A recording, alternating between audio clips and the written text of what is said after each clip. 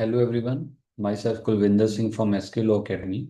आज हम limitation act के सेक्शन 3 है जो, या उसके साथ जो कनेक्टेड प्रोविजंस हैं उनके बारे में डिस्कस करेंगे। तो सबसे पहले हम डिस्कस करते हैं या रीड करते हैं सेक्शन 9, जो कि सीपीसी का सेक्शन 9 है। हम उसे पहले एक बार रीड आउट कर लें। इसको रीड करने का रीज़न ये है कि सेक्शन जो सीपीसी का सेक्शन 9 है वो कोर्ट्स पे ड्यूटी कास्ट करता है। एक अनेबलिंग प्रोविजन है ये कोर्ट पे ड्यूटी कास्ट करता है कि कोई भी अगर सिविल नेचर का सूट कोर्ट के पास आता है तो उसको ट्राई करने की कोर्ट की ड्यूटी बनती है। मैं रीड करता हूँ, इसकी हेडिंग ही बता रही है, courts to try try all civil suits. Court ने सभी सिविल सूट ट्राई करनी है अनलेस बार्ड, अनलेस अनटिल उन पे एक बार लगा दिया गया, एक रोक लगा दी गई हो उन सूट्स पे, या कोर्ट की पावर पे रोक लगा दी गई हो, या कुछ और लिमिटेशंस हैं। जैसे हम लिमिटेशन एक्ट के सेक्शन 3 के साथ इसको कनेक्ट करेंगे। The courts shall, subject to the provisions herein contained, have jurisdiction to try all suits of civil nature। यहाँ तक एक बार पढ़ते हैं। सिविल नेचर की कोई भी सूट आती है तो उसको ट्राई करने की ड्यूटी कोर्ट पर एक लगाई गई है। Excepting suits of which their cognizance is either expressly और इम्प्लाइडली बार्ड। सिर्फ उन सूट्स को वो ट्राई नहीं करेगा जिन पे एक्सप्रेसली या इम्प्लाइडली बार लगा दिया गया हो, रोक लगा दी गई हो। ऐसी रोक की बात हम कहाँ पे पढ़ते हैं? सेक्शन 3 में पढ़ते हैं। Section 3 of the limitation act, इसमें एक बार लगाया गया है, जैसे कि हम हेडिंग पे ही देखेंगे। बार ऑफ लिमिटेशन, ये एक्सप्रेस बार लगाया गया है। एक्सप्रेसली मतलब कहीं पे रिटर्न है ये बार, तो ये एक्सप्रेस बार लगा दिया गया है एक सूट पे। या इसमें सूट अपील और एप्लीकेशन की बात करी गई है। सेक्शन 9 को मैंने इसलिए कनेक्ट करा कि वो सूट के बारे में या कोर्ट की ड्यूटी के बारे में हमें पता चले कि कोर्ट की ड्यूटी कहाँ पे रखी गई है सूट को ट्राई करने की। बार ऑफ लिमिटेशन, मैं सेक्शन पढ़ता हूँ। Subject to the provisions contained in section 4 to 24 inclusive, every suit instituted, appeal preferred and application made after the prescribed period। कोई भी सूट अपील और एप्लीकेशन अगर उसकी filing after the prescribed period होती है तो दैट के लॉ क्या कहता है उस पे? शेल बी बार, उसको बार कर दिया जाएगा उस suit, sorry shall be dismissed. Shall be dismiss, उस सूट अपील और एप्लीकेशन को डिसमिस कर दिया जाएगा। उस पर फर्दर प्रोसीडिंग्स नहीं चलेंगी। ठीक है, तो इसको हम डिस्कस करते हैं अभी।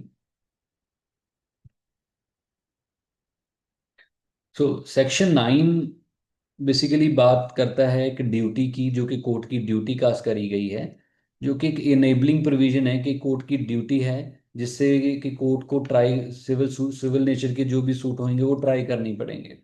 ठीक है, अब हम देखते हैं सेक्शन 3, इसको ब्रेक करते हैं।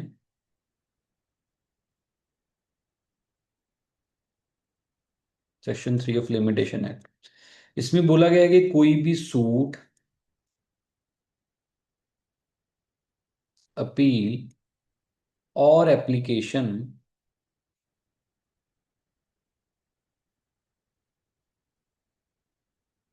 फाइल्ड आफ्टर प्रेस्क्राइब्ड पीरियड, में शॉर्ट फॉर्मेट में लिखता हूँ प्रेस्क्राइब पीरियड को, पीपी। तो सूट अपील और एप्लीकेशन फाइल कर दी आफ्टर प्रेस्क्राइब्ड पीरियड, तो लॉ क्या बोलता है उस पे? Shall be dismissed.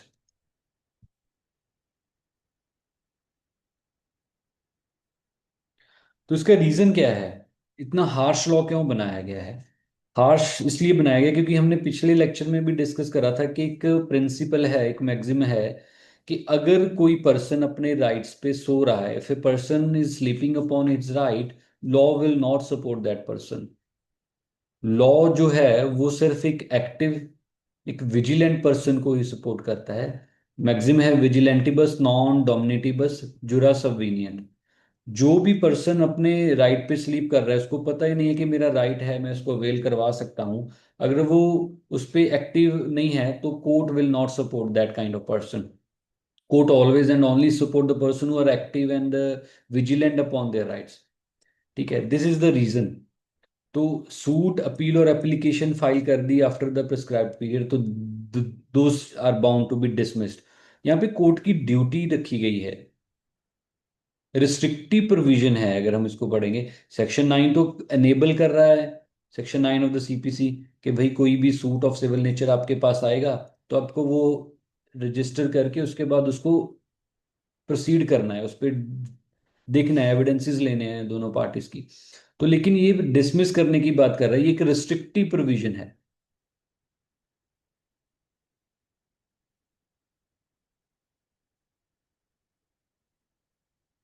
रिस्ट्रिक्ट कर रही है, ठीक है। ये रिस्ट्रिक्टिव की रिस्ट्रिक्शन कोर्ट पे भी है। बेसिकली कोर्ट पे ये है कि कोर्ट के पास ही तो पावर है, कोर्ट ही की ही तो ड्यूटी है कि वो ट्राई करेगा। तो ये रिस्ट्रिक्ट कर रही है कोर्ट को कि पहले तो एक पर्सन जिसका राइट वायलेट हुआ है वो कोर्ट ही नहीं आया, जब प्रिस्क्राइब्ड पीरियड जो उसको दिया गया था उसमें कोर्ट नहीं आया, ठीक है। उसके बाद कोर्ट को वो चीज़ पता चली, तो कोर्ट पे रिस्ट्रिक्शन लगा दी गई है कि अगर कोई पर्सन प्रिस्क्राइब्ड पीरियड के बाद आपके पास आ रहा है तो आपने उनकी जो सूट अपील और एप्लीकेशन को डिसमिस कर देना है। और ये वर्ड यूज कर रहे हैं, शैल बी डिसमिस्ड। शैल मतलब it is mandatory, mandatory upon the court.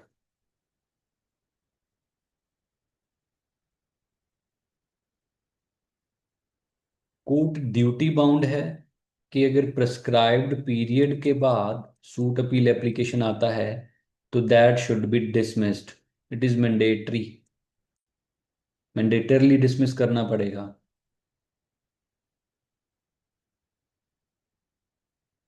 तो ये बार है जो, ये ऑलरेडी कोर्ट को पता होगा या कोई रेज करेगा। तो ये ड्यूटी बनती है डिफेंडेंट की, ठीक है। एक प्लेंटिफ केस फाइल करता है डिफेंडेंट के अगेंस्ट, ठीक है। फॉर एग्जांपल यहाँ पे कॉज ऑफ एक्शन अराइज हुआ, ये उसका प्रिस्क्राइब्ड पीरियड था, मतलब कॉज ऑफ एक्शन अराइज होने के बाद इस टाइम पीरियड में केस फाइल करना था, ठीक है। उन्होंने यहाँ पे केस फाइल करा। यहाँ पे फिर जो डिफेंडेंट है वो प्रिलिमिनरी इशू उठाएगा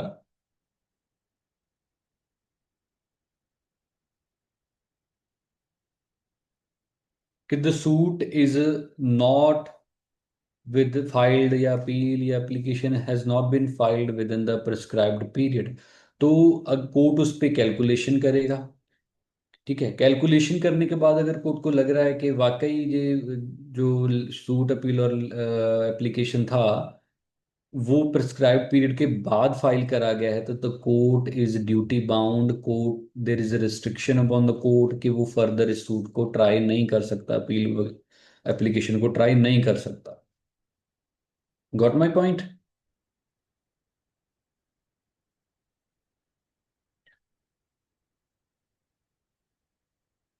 तो यहाँ पे नेक्स्ट जो जो वो बोल रहे हैं, डिस्कस करते हैं हम। Every suit instituted appeal preferred and application made after the prescribe period shall be dismissed. वो डिसमिस होगी ही होगी, मैंडेटरी है कोर्ट पे, ड्यूटी है कोर्ट की उसको। Although limitation has not been set up as a defence. Court की ही ड्यूटी कास्ट करी गई है यहाँ पे कि वो खुद ब खुद उसको डिसमिस कर देगा, चाहे जो डिफेंडेंट है उसने डिफेंस उसका रेज करा या ना करा, ऑब्जेक्शन उसने रेज करी या ना करी, सूट अपील और एप्लीकेशन डिसमिस होएगी, ये कोर्ट की ही ड्यूटी बनती है। लेकिन ऐसा होता है कि वर्क कल्चर जो कोर्ट का है उसके पास काफी नंबर ऑफ केसेस आते हैं, एक दिन में काफी फाइलिंग होती है। तो कोर्ट हर एक सूट को या हर एक प्लेंट को उठाकर वो कैलकुलेशन तो कर नहीं सकता कि हाँ भाई इसका लिमिटेशन मैंने देखना है। तो यहाँ पे जो ड्यूटी है लिमिटेशन पीरियड का जो बार अगर है वो रेज करने की, वो डिफेंडेंट से एक्सपेक्ट करा जाएगा कि डिफेंडेंट जिसके अगेंस्ट कोई सूट अपील या एप्लीकेशन फाइल हुआ है वो रेज करे ऑब्जेक्शन।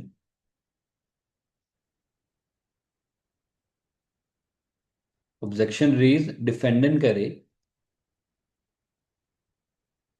ठीक है। बर्डन ऑफ प्रूफ बेसिकली हम इसे बोलेंगे कि burden of proof, period of limitation का उठाने का बर्डन ऑफ प्रूफ किस पे है? डिफेंडेंट पे, या अपोजिट पार्टी है जिसके अगेंस्ट सूट फाइल हुआ हो, जिसके अगेंस्ट अपील फाइल हुई हो, जिसके अगेंस्ट एप्लीकेशन फाइल करी गई हो, उस पे बर्डन ऑफ प्रूफ रहता है। वो अपने बर्डन ऑफ प्रूफ में प्ली लेगा, प्ली रेज करेगा। जैसे सूट फाइल हुआ या प्लेंट फाइल हुआ, वो प्लेंट पे अपना रिटर्न स्टेटमेंट देगा।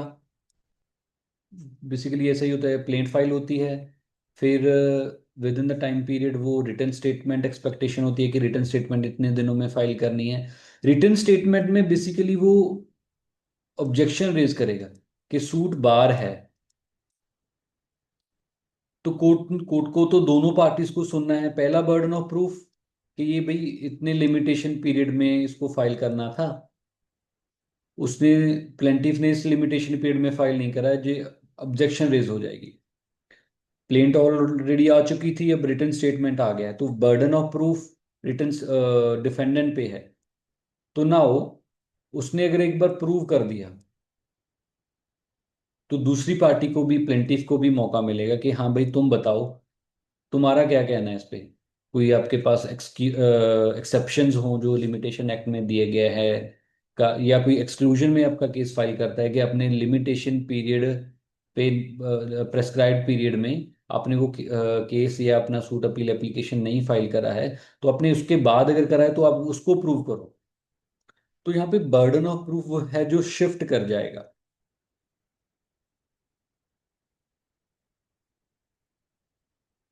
प्लेंटिफ पे। तो प्लेंटिफ या तो एक्सेप्शंस कोई बताएगा कि सेक्शन 4 से लेकर 11 तक कोई एक्सेप्शन है, उसमें मेरा केस फॉल करता है, या फिर वो एक्सक्लूजन बताएगा कि सेक्शन 12 से लेकर 24 तक किसी सिचुएशन में मेरा केस फाइल फॉल करता है। तो इसकी वजह से जो डिफेंडेंट ने ऑब्जेक्शन रेज करा है वो स्टैंड नहीं करती है, उसको आप एक्सेप्ट ना करो। ठीक है, तो यहाँ पे फिर बर्डन ऑफ प्रूफ पहले तो था डिफेंडेंट पे, उसने उसकी ड्यूटी बनाई है, क्योंकि ऑल दो चाहे तो वहाँ पे हमने हमने लॉ में सेक्शन 3 में पढ़ा है कि लिमिटेशन चाहे डिफेंस में ना भी उठाया गया हो, फिर भी उसको कोर्ट को डिसमिस करना पड़ेगा।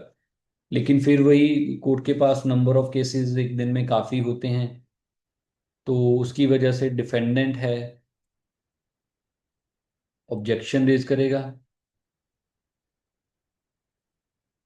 ठीक है, बर्डन ऑफ प्रूफ डिफेंडेंट पे होएगा। उसने ये प्रूव कर दिया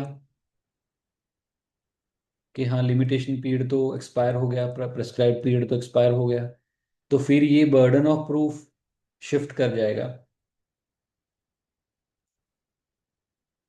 प्लेंटिफ पे, कि मेरा केस किसी एक्सक्लूजन में या एक्सेप्शन में फॉल कर रहा है। अगर तो प्लेंटिफ सक्सेसफुल हो गया प्रूव करने में कि मेरा केस एक्सेप्शन या एक्सक्लूजन में फाइल फॉल कर रहा है, तो फिर वो केस प्रोसीड करेगा फर्दर। कोर्ट उस सूट अपील और एप्लीकेशन को एक्सेप्ट करके प्रोसीडिंग चलाएगा। अगर वो प्रूव करने में सक्सेसफुल नहीं रहता है तो सूट विल बी डिसमिस्ड। ठीक है, दो ऑप्शन होंगी कोर्ट के पास कि जो बर्डन ऑफ प्रूफ प्लेंटिफ पे था, या तो उसने प्रूव कर दिया या तो नहीं करा प्रूव। तो यहाँ पे अगर प्रूव कर दिया, सूट प्रोसीड करेगा, सूट अपील एप्लीकेशन प्रोसीड करेगा। अगर नहीं करा तो it will B dismissed. Fine. अगर कोई डाउट या क्वेश्चन होगा तो ना आप लोग कमेंट्स कर सकते हो। We will be answering those comments there itself.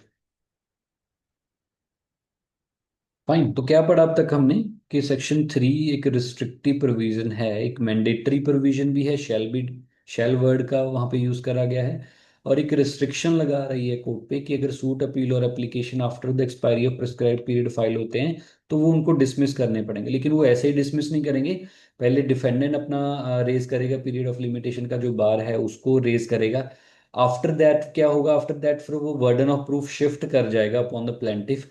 उसमें वो प्लेंटिफ प्रूव करेगा कि मेरा केस या तो एक्सेप्शन में फाइल कर रहा है जो कोर्ट क्लोज है, या कोई कंडोनेशन ऑफ डिले का है, या कोई लीगल डिसेबिलिटी, या कोई कुछ भी हो सकता है। ठीक है। उसके बाद अगर वो प्रूव करने में सक्सेसफुल हुआ तो सूट अपील और application will be accepted and the hearing will be held upon that. Otherwise अगर वो सक्सेसफुल नहीं हुआ प्रूव करने पे, तो the suit will be dismissed at the very outset. Fine. चलो आगे बढ़ते हैं। तो फॉर एग्जाम्पल,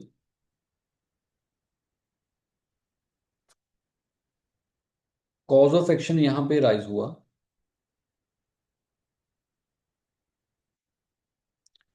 सूट फाइल हो गया, ये है प्रेस्क्राइब पीरियड। ठीक है, with in the prescribe period suit file हो गया।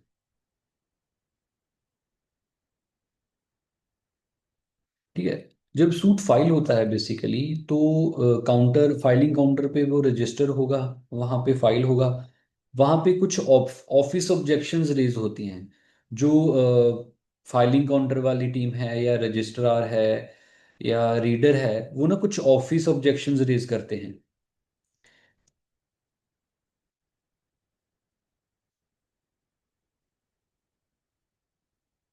सूट फाइल हो गया। फाइल होने के बाद वो सीजीएम के पास जाएगा, जिसने के फर्दर कोर्ट्स में डिस्ट्रीब्यूट करना है, या तो उन्होंने अपने पास रखना है या फर्दर कोर्ट्स में डिस्ट्रीब्यूट करना है वो बिजनेस, कि ये केस फलान फलान कोर्ट देखेंगे। तो ऑफिस ऑब्जेक्शन यहाँ पे रेज करें, वापस एडवोकेट को या क्लाइंट को इंटीमेशन जाएगा थ्रू फोन और थ्रू एनी अदर कोर्स। तो उसको बताएंगे कि आपने ये अंडर वैल्यूड है। ठीक है। आपने प्रॉपर स्टाम्प पेपर नहीं लगाया, प्रॉपर इसमें जो कोर्ट फीस बनती है वो नहीं लगाई। ठीक है। तो उसने अगर विद इन प्रेस्क्राइब पीरियड उसको सॉर्ट आउट कर दिया, रेक्टिफाई कर दिया, तो ठीक है, उसको एक्सेप्ट करके हेयरिंग हो जाएगी। ठीक है। लेकिन क्वेश्चन है कि अगर ऑफिस ऑब्जेक्शन यहाँ रेज करा गया, यहाँ फाइलिंग हुई, इस पॉइंट पे, फाइलिंग हुई, और यहाँ पे ऑफिस ऑब्जेक्शन रेज हुआ, लेकिन उसने यहाँ जाकर उसको रेक्टिफाई करा।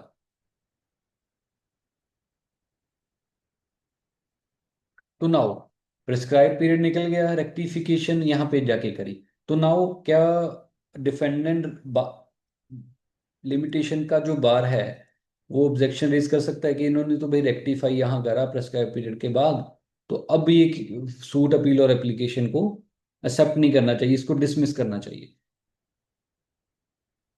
ठीक है।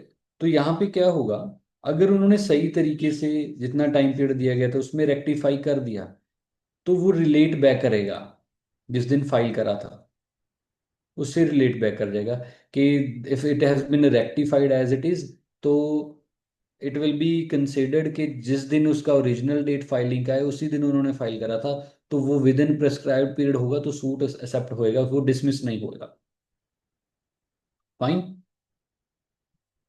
समझ आया? ठीक है।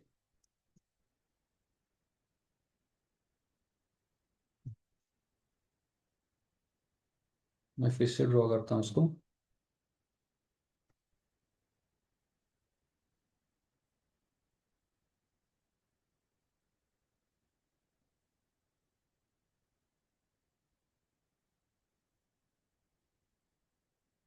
कॉज ऑफ एक्शन रेज हुआ, प्रेस्क्राइब्ड पीरियड था।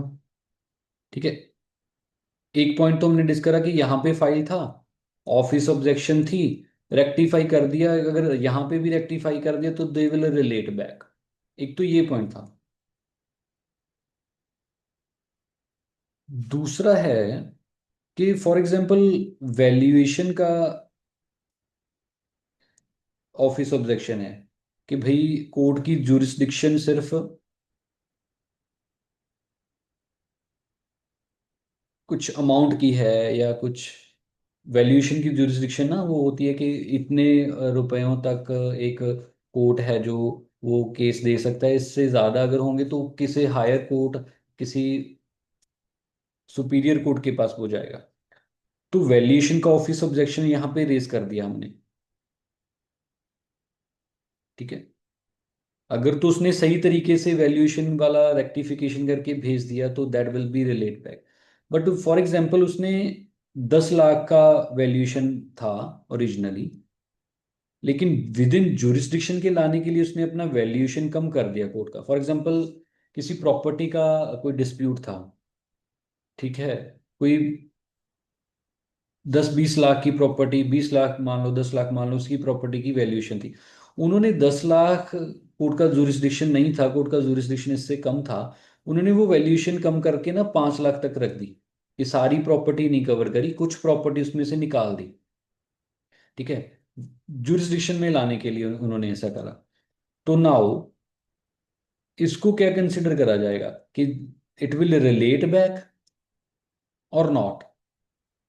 The answer is not. ये रिलेट बैक नहीं करेगा। ठीक है, ये रिलेट बैक नहीं करेगा, ये इसको फ्रेश माना जाएगा, क्योंकि उन्होंने सूट का नेचर ही चेंज कर दिया। उन्होंने अपनी जो क्लेम था उसका नेचर ही चेंज कर दिया। 10 लाख की वैल्यूएशन की बजाय उन्होंने 5 लाख कर दिया। तो इसको माना जाएगा कि ये इस डेट पे ही फाइल हुआ है।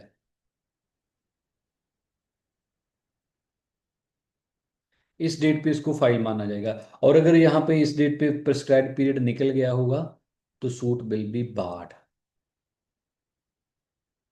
ठीक है, ऑफिस ऑब्जेक्शन रेज करा, वैल्यूएशन को चेंज कर दिया, अंडर वैल्यू या ओवर वैल्यू था उसको जुरिस्डिक्शन में लाने के लिए उन्होंने वैल्यूएशन चेंज कर दी अपने सूट की, कोई प्रॉपर्टी निकाल दी उसमें से।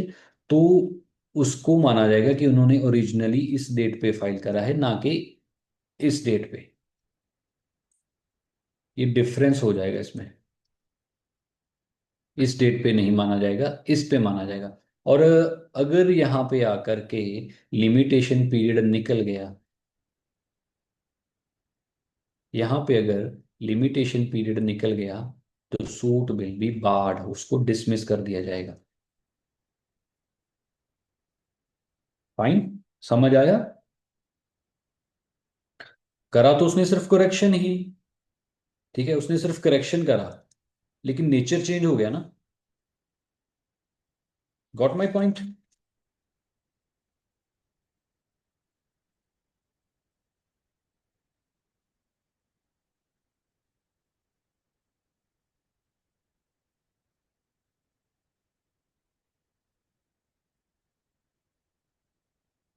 नाउ हम फर्दर इसको रीड करते हैं सेक्शन को।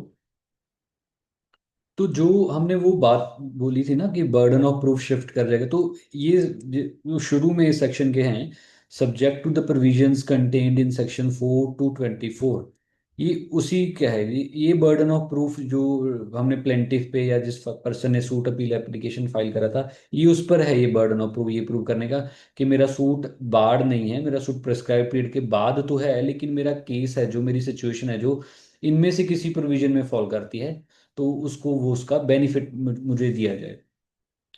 ठीक है, सेकंड क्लॉज पढ़ते हैं। For the purposes of this act A suit is instituted. कब माना जाएगा कि सूट इंस्टीट्यूट होगा? In an ordinary case, when the plaint is presented to the proper officer। तो जब फाइलिंग काउंटर पे हमने केस फाइल कर दिया, ऑर्डिनरी केस है, तो उस दिन माना जाएगा कि फॉर एग्जांपल 1 जनवरी को केस फाइल कर दिया, तो दैट विल बी कंसीडर्ड कि प्रॉपर सभी चीजें प्रॉपर थी, तो 1 जनवरी को माना जाएगा। अगर उस टाइम पे प्रेस्क्राइब पीरियड एक्सपायर हो गया था तो सूट विल बी डिसमिस्ड। अगर नहीं एक्सपायर हुआ था या प्लेंटिफ ने प्रूव कर दिया कि एक्सक्लूजन या एक्सेप्शन में कि मेरा केस फाइल कर रहा है, फॉल कर रहा है, तो that will be further proceeded further. Next, in case of pauper. Pauper क्या होता है कि कोई पर्सन जो कोर्ट की फीस नहीं दे सकता। In case of pauper, when his application for leave to sue as a pauper is made, तो वो पर्सन जो इंडिजेंट है, जिसके पास प्रॉपर रिसोर्सेज नहीं हैं, कि वो कोर्ट फीस जो लगती है वो नहीं दे सकता। ठीक है, वो क्योंकि जैसी प्रॉपर्टी होती है, जैसी उसकी वैल्यूएशन होती है, उसके हिसाब से कोर्ट फीस भी कोर्ट में हमें केस फाइल करने के टाइम सबमिट करनी पड़ती है, in the form of stamp papers और in the form of the office tickets. ठीक है। तो पॉपर का केस कैसे हम देखेंगे, हमें सेक्शन ऑर्डर,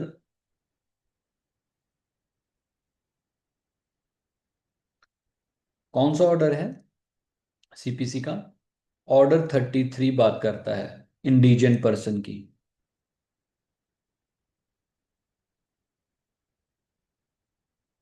जिसके पास सफिशेंट रिसोर्सेज या सफिशेंट अमाउंट ऑफ मनी नहीं है।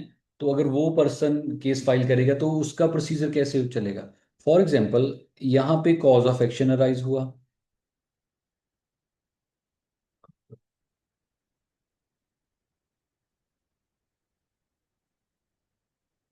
यहाँ पे प्रिस्क्राइब पीरियड खत्म हो रहा था। पॉपर ना डायरेक्ट केस फाइल करे नहीं करता, वो पहले एप्लीकेशन लगाता है कि मुझे पॉपर डिक्लेयर करो, मुझे इंडिजेंट डिक्लेयर करो, कि मैं फीस नहीं दे सकता। उसने within the prescribed period अपनी application to leave as a pauper has been उसने मूव कर दी, वो चली, एप्लीकेशन पे हेयरिंग होगी। वो प्रॉपर, जब हम ना सीपीसी पढ़ेंगे उसमें ऑर्डर 33 में प्रॉपर एक प्रोसीजर दिया गया है कि प्रॉपर कैसे कैसे अपनी एप्लीकेशन में क्या क्या चीज़ें फाइल करेगा, क्या क्या उसने अपने डिटेल्स देने हैं, अपनी प्रॉपर्टी के डिटेल्स देने हैं, वो हम तब पढ़ेंगे। उसने एप्लीकेशन मूव करी, ये हम लिमिटेशन के पॉइंट ऑफ व्यू से पढ़ रहे हैं। वो प्रॉपर क्या होता है, वो हम ऑर्डर 33 जब या सीपीसी जब पढ़ेंगे तब हम डिस्कस करेंगे। ठीक है, coming back to the point, यहाँ पे कॉज ऑफ एक्शन अराइज हुआ, यहाँ पे उसने प्रेस्क्राइब पीरियड था, यहाँ पे उसने फाइल कर दी, इस पॉइंट पे उसने फाइल कर दी एप्लीकेशन, एप्लीकेशन पे हेयरिंग होगी। तो there will be one outcome out of the two, दो चांसेस हैं।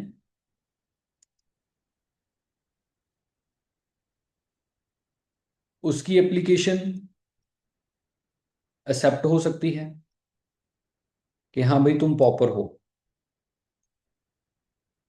ठीक है, कि हाँ तुम पॉपर हो। तो जब वो एक्सेप्ट हो जाएगी तो दैट विल रिलेट बैक, क्योंकि एक्सेप्ट यहाँ पे हुई है। अगर तो with in the prescribe period होगी तो फिर तो ये क्वेश्चन ही नहीं राइज होता।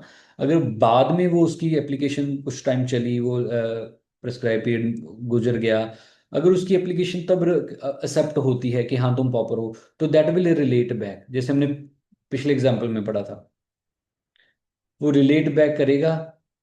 ऐसा माना जाएगा कि उसने अपना सूट ही यहाँ पर फाइल कर दिया था, क्योंकि अगर वो एक्सेप्ट होगी तो कोर्ट विल एग्री कि तुमने कोई फीस नहीं पर फिल करनी है। फीस अगर नहीं फिल करनी है तो ऐसा ऐसा डीम करा जाएगा कि the fees has been already paid before the expiry of the prescribe period, कि प्रिस्क्राइब पीरियड के एक्सपायर होने से पहले ही उसने अपनी फीस दे दी थी, कोर्ट फीस दे दी थी। फाइन। ओके।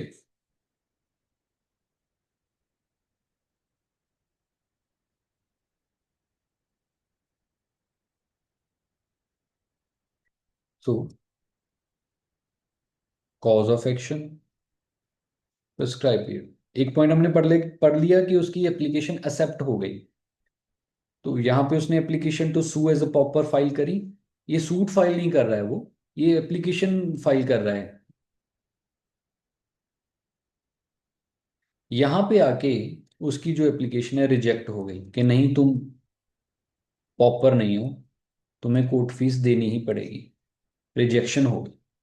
तो नाउ उसके पास क्या ऑप्शन होगी? प्रेस्क्राइब पीरियड निकल गया, अगर वो यहाँ पे केस फाइल करता है तो जो अपोजिंग पार्टी है वो प्ली रेज कर देगी, ऑब्जेक्शन रेज कर देगी कि मेरे पास तो कि इनका जो टाइम पीरियड था वो निकल गया, अब ये केस फर्दर नहीं होना चाहिए। ठीक है, उन्होंने अपना पार्ट बर्डन ऑफ प्रूफ वाला डिफेंडेंट रेज कर देगा कि prescribe period has been expired. Fine. तो नाउ उसके पास बर्डन ऑफ प्रूफ पॉपर पे है, the person who has filed an application. तो सेक्शन 13 हम रीड करेंगे, सेक्शन 13 ऑफ लिमिटेशन एक्ट, ये उसका रेस्क्यू करेगा वहां पे, ये इसको बचाएगा। Let's read section 13।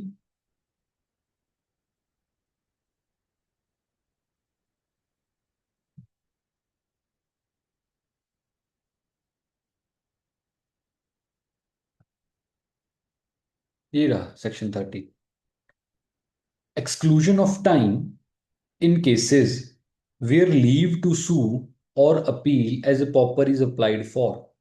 ये बता रहे हैं कि टाइम को एक्सक्लूड कर कैसे करेंगे। अगर किसी पर्सन ने as a pauper application move कर दी है, तो और उसकी एप्लीकेशन रिजेक्ट कर दी है, तो उसके पास क्या ऑप्शन रहेगी, हम प्रोविजन में पढ़ेंगे। In computing the period of limitation prescribed for any suit और appeal in any case where an application for leave to sue और appeal as a pauper has been made and rejected. तो law में बताया गया है कि अगर उसकी फाइल उसकी application to sue as a pauper has been rejected, तो क्या कोर्स रहेगा उसके बाद। The time during which the applicant has been prosecuting in good faith, good faith को रेफर कर रहे हैं वो, कि जो जो एप्लीकेंट ने जिसने एप्लीकेशन लगाई थी to sue as a pauper, अगर वो प्रूव कर देता है कि गुड फेथ में वो एप्लीकेशन चला रहा था। फिर से, the time during which the applicant has been prosecuting in good faith his application for such leave shall be excluded. वो टाइम पीरियड, जितना उसका टाइम पीरियड वो निकल गया उस एप्लीकेशन के दौरान, फॉर एग्जाम्पल उसने, उसका टाइम पीरियड खत्म होना था 30th को, और उसने 15th को अपना एप्लीकेशन फाइल कर दिया। एग्जाम्पल भी मैं बताऊंगा। 15 को फाइल कर दिया, लेकिन उसका वो एप्लीकेशन डिसाइड हुआ अगले मंथ की 5 तारीख को या किसी भी तारीख को। तो वो प्रूव कर दे कि मैंने 15 से लेकर इस एप्लीकेशन की डिसीजन तक, फाइलिंग से लेकर डिसीजन तक था, जो गुड फेथ में मैंने एप्लीकेशन फाइल करी थी। ठीक है, तो वो टाइम एक्सक्लूड हो जाएगा। जितने उसके 15 दिन या 20 दिन उसके उस एप्लीकेशन में गए हैं, वो उसको और मिल जाएंगे, उतने ही दिन उसको और मिल जाएंगे। The time during which the applicant has been prosecuting in good faith his application for such leave shall be excluded, and the court may, on payment of court fees prescribed for such suit or appeal, treat the suit or appeal as having the same force and effect as if the court fees has been paid in the first instance। तो ये बोल रहे हैं कि prescribe period निकल गया, application reject हो गई, तो उसको अगर गुड फेथ में वो जो ये एप्लीकेशन प्रोसीड कर रहा था, तो उसको उतना ही टाइम मिल जाएगा जितना उसका एप्लीकेशन में गया है। कोर्ट ये चीज एक्सेप्ट कर लेगा, उसके बाद कोर्ट उससे कोर्ट फीस लेगा। अगर उसने कोर्ट फीस दे दी, तो वो कोर्ट फीस रिलेट करेगी कि जैसे उसने जिस दिन फाइल करी थी एप्लीकेशन, उसी दिन अपने उसने कोर्ट फीस दे दी थी। ठीक है, गुड फेथ उसको प्रूव करना पड़ेगा। ठीक है, गुड फेथ। अब गुड फेथ की भी हम प्रोविजन पढ़ते हैं, डेफिनेशन में दी गई है कि what is meant by good faith hair.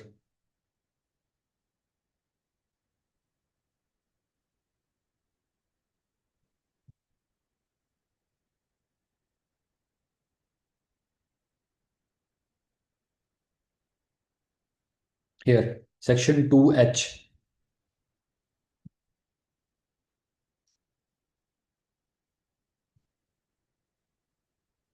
ये रहा good faith.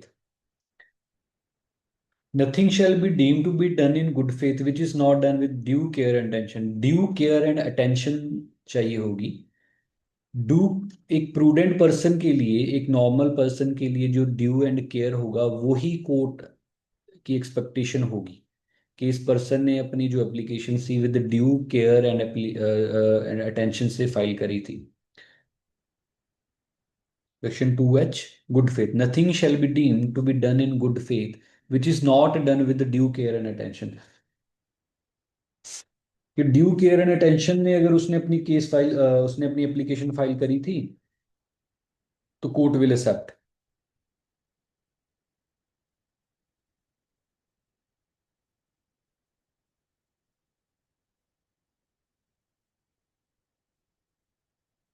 This is as simple, जैसे हमने इसकी स्कीम में पढ़ा था ना ऑलरेडी, कि limitation law is simple, very simple है। केस फाइल अगर आप टाइम पीरियड में नहीं करोगे, तो लॉज की उसको डिसमिस कर सकते हैं। लेकिन अगर वो पर्सन जिसने केस प्रेस्क्राइब पीरियड के बाद फाइल करा है, अगर वो प्रूव कर दे कि मेरा केस किसी एक्सक्लूजन में या किसी एक्सेप्शन में फाइल फॉल कर रहा है, तो केस विल प्रोसीड। मेरिट्स पे नहीं देख रहे ना इसको, टेक्निकल फील्ड है ये, टेक्निकल लॉ है कि अगर with in the prescribe period file करा तो चलेगा, अगर नहीं फाइल करा तो वो दूसरी पार्टी ऑब्जेक्शन रेज करेगी कि इसने टाइम पीरियड में नहीं फाइल करा, इसको एक्सेप्ट ना करा जाए, इसको प्रोसीड ना करा जाए। लेकिन दूसरी पार्टी पे फिर बर्डन शिफ्ट कर जाएगा, वो अपना बर्डन अगर प्रूव कर जाते हैं कि हाँ कि मेरा केस तो एक्सक्लूजन या किसी एक्सेप्शन में फॉल कर रहा है, तो कोर्ट विल एक्सेप्ट दैट। ठीक है, coming back, section 13, cause of action, prescribe period, application file कर दी यहाँ पे वो एप्लीकेशन रिजेक्ट हो गई, तो उसने good, section 13 will come into the play. तो उसमें बोला गया है कि अगर उसने गुड फेथ प्रूव कर दिया कि मैंने तो एप्लीकेशन गुड फेथ में चलाई थी, कि ड्यू केयर एंड अटेंशन रखी थी, कि मुझे लग रहा था कि मैं पॉपर हूँ, लेकिन आपके जो सेक्शन जो ऑर्डर 33 है उसमें फॉल नहीं करा, उसके जो प्रोसेस था उसमें वो नई फॉर्मेलिटीज थी वो नहीं पूरी कर सका। ठीक है, तो मेरा केस अब हो जाए, तो इसमें एक एक लॉजिक भी है। कोई पर्सन क्यों ही इसको इतना दूर तक लेके जाएगा? ठीक है, अगर उसको पता है कि भाई मेरी एप्लीकेशन अगर रिजेक्ट हो गई तो मेरा क्लेम ही खत्म हो जाएगा, कोर्ट ये भी माइंड में रखेगा ना, कि वो इसको क्यों इतना दूर लेके जाएगा, कि अगर चांसेस तो, जब वो फाइल करेगा चांसेस तो तभी हैं, ऐसा तो नहीं है कि उसने जाकर बोल दिया कि मैं तो पॉपर हूं तो कोर्ट मान लेगा। प्रॉपर एविडेंसेस होंगे, प्रॉपर उसका डिटेल्स चेक करा जाएगा कि वेदर इज एन पॉपर और नॉट, उसके पास रिसोर्सेज हैं या नहीं कोर्ट फीस देने के। ठीक है, चांसेस तो वहीं पे है ना, कि कोर्ट एक्सेप्ट भी कर सकता है, उसको डिनाई भी कर सकता है। तो ये भी कोर्ट के माइंड में होगी कि उसने जानबूझ कर तो इतनी दूर नहीं लेके गया ना, वो जानबूझ करके इतनी दूर नहीं लेके जाएगा वो अपनी केस को। तो गुड फेथ भी प्रूव कर देगा कि मुझे लगा कि मैं था, लेकिन आपके फॉर्मेलिटीज के अकॉर्डिंगली मैं फॉल नहीं करा, तो that will be sufficient for उसके लिए। ठीक है, फिर उसकी जब एक्सेप्ट हो जाएगी गुड फेथ, तो उसको ये पीरियड जो उसने एप्लीकेशन फाइल करी थी, यहाँ पे फाइल करी, यहाँ तक कितने भी दिन, जितने दिन ये है उसको पूरे मिल जाएंगे, फिर वो यहाँ पे अपना कंटिन्यू हो जाएगा। और उसका जो कोर्ट फीस है यहाँ पे लेकर ना, कोर्ट सेक्शन 13 में जैसे बताया है कि on the paying off the court fees, तो ऐसा माना जाएगा कि उसने यहाँ पे कोर्ट फीस पे कर दी थी,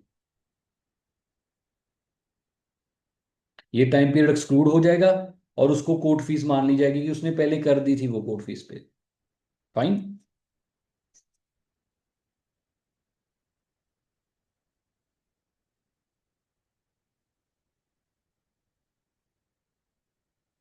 इट इज दैट सिंपल।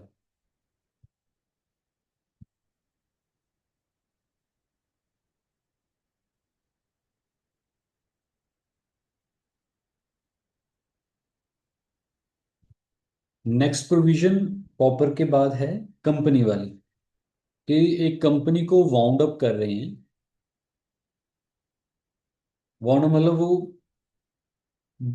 बंद कर रहे हैं उस कंपनी को, तो उसमें क्या होगा, तो कहाँ कब माना जाएगा कि इसने केस जो है अपना फाइल कर दिया था?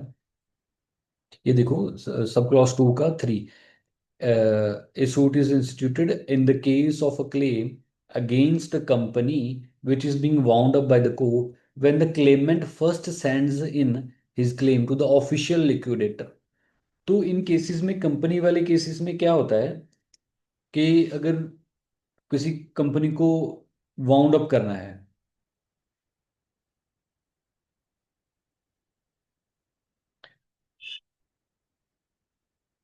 ठीक है, वाउंड अप करने का प्रोसीजर शुरू हुआ, कॉज ऑफ एक्शन अराइज हुआ।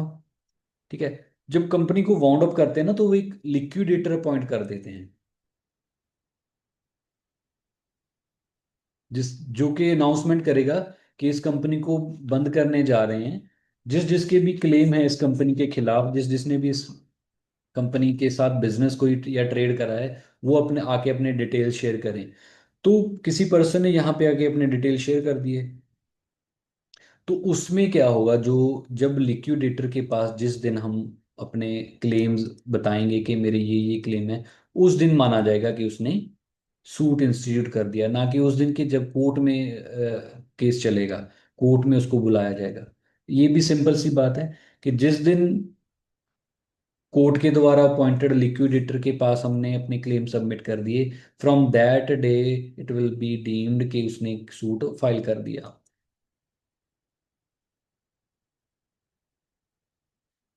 नेक्स्ट पार्ट है सेट ऑफ काउंटर क्लेम्स का, वो भी हम पढ़ते हैं।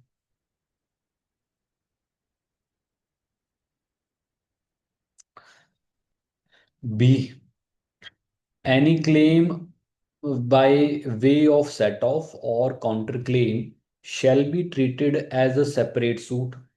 ठीक है, काउंटर क्लेम और सेट ऑफ को हम सेपरेट सूट मानेंगे।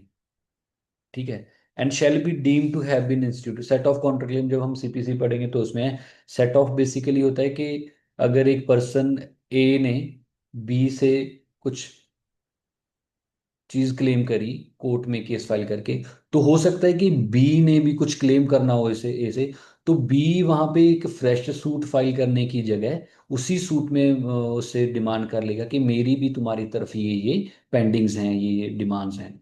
तो उसको सेट ऑफ कहेंगे। काउंटर क्लेम भी ऐसा ही है, कुछ वो डिटेल में पढ़ने वाले टॉपिक्स हैं। Any claim by way of set off और counter claim shall be treated as a separate suit. उन दोनों को सेपरेट सूट माना जाएगा। And shall be deem to have been instituted, कब उनको माना जाएगा कि उन्होंने इंस्टीट्यूट करा? सेट ऑफ के मामले में on the same date as the suit in which set off is plead. Simple, ये बोल रहे हैं कि इस दिन सूट फाइल हुआ। ठीक है जी, इस दिन प्रेस्क्राइब पीरियड था। चलो इसको हम कॉज ऑफ एक्शन ले लेते हैं, जो पहले ले लेते थे कॉज ऑफ एक्शन। ये कॉज ऑफ एक्शन है, यहाँ पे सूट फाइल हुआ। तो सूट फाइल होने के बाद जैसे हमने पहले भी डिस्कस करा है कि अपोजिट पार्टी अपना रिटर्न स्टेटमेंट देगी। ठीक है, वो रिटर्न में स्टेटमेंट के साथ ही अपना सेट ऑफ फाइल करेगी, उसके साथ ही करना होता है। ठीक है, कि तुम आप मेरे से ये क्लेम कर रहे हो, मेरा भी आपकी तरफ कोई क्लेम है। ठीक है, तो सेट ऑफ के बारे में लिमिटेशन एक्ट में बताया गया कि सेट ऑफ फाइल करना जिस दिन होगा उसको माना जाएगा कि उसने ओरिजिनल सूट दिन वाले दिन ही उसने फाइल कर दिया। ये डीम करा गया है कि सेट ऑफ को माना जाएगा कि जिस दिन वो फाइल हुआ रिटर्न स्टेटमेंट के साथ, उस दिन नहीं उसको माना जाएगा। क्योंकि अगर वो प्रेस्क्राइब पीरियड के बाद होगा तो वो डिसमिस हो सकता है ना। उसको डीम्ड माना गया है, लॉ ने इस एक लॉ ने एक प्रोविजन दे दी है कि सेट ऑफ जिस दिन फाइल होगा उसको उस दिन नहीं माना जाएगा, उसको बैक डेट में माना जाएगा कि जिस दिन उस ओरिजिनल सूट फाइल हुआ था उस केस में, उस दिन उसका सेट ऑफ फाइल हुआ था। ठीक है, ये भी सिंपल है। काउंटर क्लेम में थोड़ा डिफरेंस है। काउंटर क्लेम में वो बता रहे हैं, in the case of the counter claim on the date on which counter claim is made. Counter claim को लग माना जाएगा कि काउंटर क्लेम को माना जाएगा कि जिस दिन काउंटर क्लेम फाइल हुआ। सेट ऑफ तो हमने देख लिया, cause of action, case file, prescribe period. ठीक है, केस यहाँ पे फाइल हुआ, ये प्रोसीड हो गया। उसने रिटर्न स्टेटमेंट के साथ यहाँ पे काउंटर काउंटर क्लेम फाइल कर दिया, सीसी में लिखूंगा इसको, यहाँ पे काउंटर क्लेम फाइल कर दिया। ठीक है, इस डेट पे ही माना जाएगा। सेट ऑफ में था कि जिस दिन सूट फाइल करा उस दिन मानेंगे। काउंटर क्लेम में जिस दिन फाइल करा है। अगर यहाँ पे इस क्लेम का, क्योंकि इसका भी कॉज ऑफ एक्शन होगा ना कोई, सेट ऑफ का भी कॉज ऑफ एक्शन है, लेकिन वो कॉज ऑफ एक्शन को हम रिलेट बैक कर देंगे, उसका प्रिस्क्राइब पीरियड बच जाएगा उतना टाइम पीरियड। लेकिन इसमें नहीं होगा। ठीक है, इसमें उसको इसी दिन माना जाएगा, और इस दिन अगर इस क्लेम का, उसके डिफेंडेंट के इस क्लेम का प्रेस्क्राइब्ड पीरियड एक्सपायर हो गया, तो उसका ये काउंटर क्लेम एक्सेप्ट नहीं होगा। ठीक, सेट ऑफ में वो रिलेट बैक करेगा, काउंटर क्लेम में वो रिलेट बैक नहीं कर सकता, उसको वेरी ओरिजिनल डेट जिस दिन फाइल हुआ वहां पे ही माना जाएगा। तो दिस इज ऑल्सो सिंपल। ठीक है, फाइनल प्रोविजन पढ़ते हैं। An application by a notice of motion in a high court is made when the application is presented to the proper officer of that court। तो high court में notice of motion होते हैं, ठीक है, direct वहां पे cases file जब होंगे तो नोटिस ऑफ मोशन भी दूसरी पार्टीज को दिया जाता है। तो उसमें कब मानेंगे, जब प्रॉपर ऑफिसर उसको ऑफिस प्रॉपर ऑफिस जैसे उसके फाइलिंग काउंटर पे फाइल रजिस्ट्रार पे उस पे फाइल कर जाएगा, उस दिन से माना जाएगा। ये बेसिकली 14 दिन के नोटिस होते हैं, ठीक है। तो ये था हमारा आज का लेक्चर। अगर आपको प्रॉपर चीज़ें समझ आई तो लाइक कमेंट शेयर करें इसको अपने फ्रेंड्स के साथ। जो चीज़ें नहीं समझ आई वो आप कमेंट में पूछ सकते हैं, या आपका कोई इससे रिलेटेड कोई क्वेश्चन कोई क्वेरी हो तो वो आप कमेंट सेक्शन में हमें पूछ सकते हैं। Thank you very much for today.